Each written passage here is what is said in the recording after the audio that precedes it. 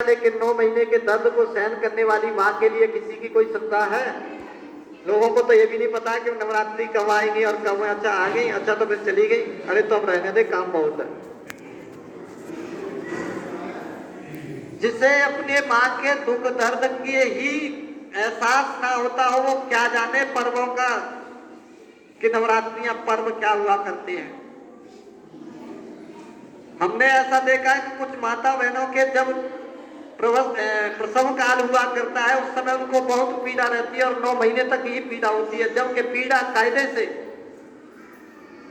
केवल जिस समय बच्चा के प्रजनन का समय, मतलब बच्चे के जन्म का समय होता है, उस समय ही कष्ट होता है, अन्य समय में कष्ट नहीं होता है। लेकिन अब ये होता है कि बच्चा के गर्भ धारण करने पर माता बहनों को कष्ट होता है। तो आप सोच लीजिएगा उस कोख में पलने वाला बच्चा कितना दुष्प्रभावी होगा कि जो माँ आपको जन्म दे रही है, जगत जननी, जिसको पूजा करने हम इस नवरात्रियों में जा रहे हैं, उनके प्रति क्या श्रद्धा होगी हमारी जब हम अपनी माँ को सुखी नहीं कर पाए। उनकी तरफ विचार किसी को नहीं जाता, विचार जाता तो केवल अपनी तरफ जाता कि मैं सुखी रहूंगा कि नहीं रहूंगा। और उन माताओं को भी ले लीजिएगा, तो जो माता है ना, जो बच्चा गर्भ में होता है तो उनको कोई जरूरत नहीं किसी परहेज की। बच्चा लूला हो, लंगड़ा हो, बहरा हो, बुद्धिजीवी हो न हो, कोई लेना देना नहीं, केवल उनको अपने जीवन का जो शौक है उसे पूरा करना। माता और बहनों, मदालसा मां बन के दिखाओ तो ठीक। तो ये आदिशक्ति दुर्गा के 9 दिन के महोत्सव का जो क्रम है,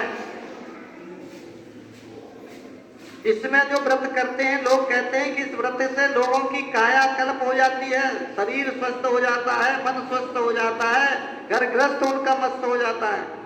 लेकिन यहाँ कुछ भी नहीं होता।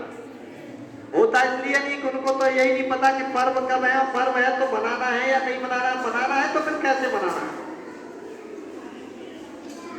माता बहनों, आप तो मदालसा बन जाओ, और भाई लोगों आप लोग ऐसे बन जाओ कि दोबारा किसी माँ के कोख में आकर के माँ को कष्ट और खुद उस रौरव नरक को मत भोगने के लिए बात करो अपने आप को कि दोबारा से उस जन्म और मरण के चक्कर में पड़ करके अपनी अधोगति में जीने की प्रवृत्ति बना लो।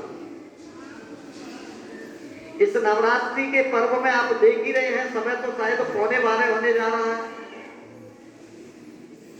तो आप भी सोच रहे होंगे कि तुम्हारी कथा तो 12 बजे के बाद ही शुरू होती है, और हमारी कथा तो हम बताएं आपको, हमारी 12 बजे तो हम बहुत सफल महसूस करते हैं कि जल्दी प्रारंभ हो गई है।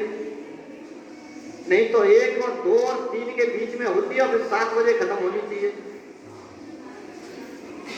क्योंकि 3-4 घंटे का कार्यक्रम तो होता ही है बच्चों।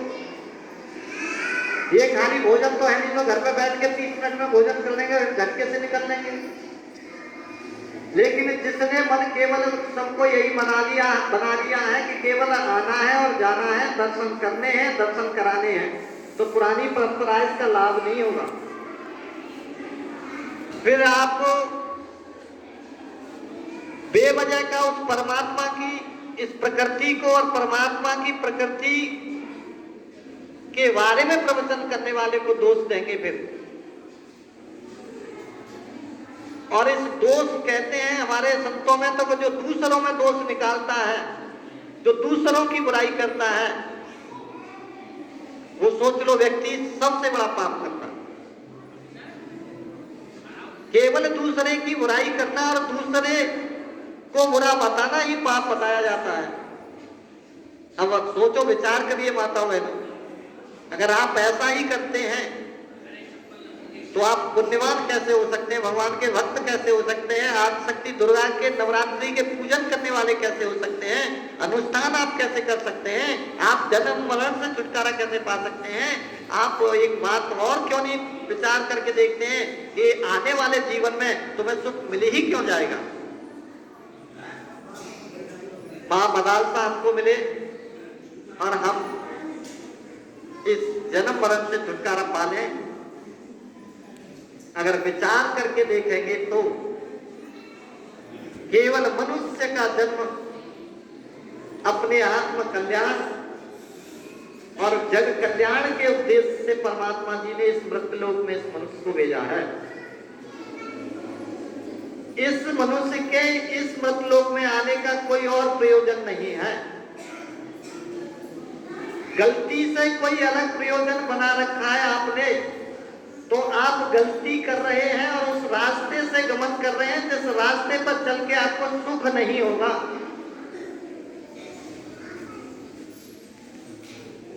जबकि हम और आप लोग केवल सुख के कारण ही दुनिया के हर कार्य कर रहे हैं, चाहे खेती करते हैं, चाहे व्यवसाय करते हैं, चाहे झूठ बोलते हैं, चाहे अन्य कार्य करते हैं। तो माता और बहनों, इस नवरात्रि के पर्व में आप अपने आप को ठीक से समझना चाहते हो तो मेरा तो काम है आपके साथ राय देगा।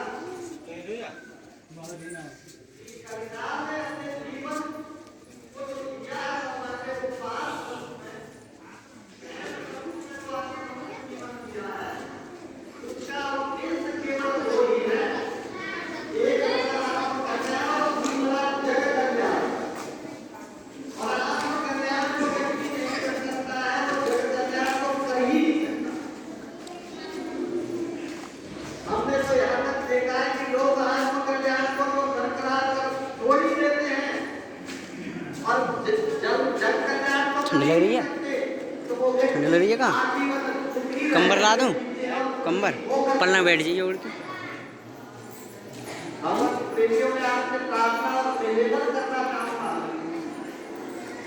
अगर आप वास्तविक जीवन को सीखना चाहते हैं कि मेरा वास्तविक जीवन कैसा होना चाहिए, तो हर 6 महीने बाद आने वाली इस आश्रम की मां पूरा के पर्व में हर माता बहन भाई को अपने इस 9 दिन के जीवन का जो चक्र बने वो एक विशेष चक्र वाली है जिसमें आप अपने उपवास और स्वयं आप दोनों कष्ट से अब तो चालीस लोड़ियाँ नहीं थी और दुख से निवृत्ति के लिए संसार में जितने कार्य किए जाते हैं माता और बहनों, वो सब दुख के कारण है। सुख तो देश बात कभी नहीं है उनके पर। लोग कहते हैं कि महात्मा जी आप बात को ठीक कहते हैं कि संसार कैसे चलेगा, परिवार कैसे चलेगा, समाज कैसे चलेगा, देश कैसे चलेगा। आप मुझे बताने का प्रयास करेंगे क्या? क्या आपने किसी घर को चलाया है आज तक?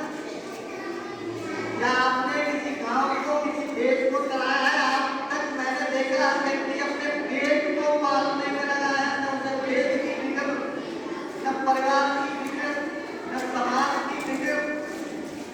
केवल जब कहीं अच्छे कार्य करने की बात कह दी जाए तो उस समय वो इस बात को जरूर कहेगा कि महाराज तुम ये तो बताओ ये देश घर गाँव कैसे चलेगा, आप बात करते हो इस प्रकार की।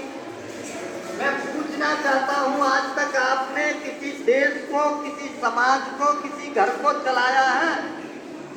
अगर चलाया है तो केवल इतना चलाया है कि केवल अपने पेट पालने के चक्कर में आजीवन दुखी रह करके, दुखी होकर के मरे हैं। भगवत प्रेमियों, अगर वास्तव में सात शक्ति जगत जननी दुर्गा माँ के 9 दिन के पर्व का अगर वास्तविक आपको समझ में आ जाता है, इसका अर्थ या महत्व या इसका प्रयोग जो आपके जीवन में होना चाहिए, तो मैं आपको विश्वास दिलाता हूँ, मैं आपको विश्वास दिलाता हूँ कि आप और आपको जनने वाली जननी ये दोनों कष्ट से बच जाएंगे।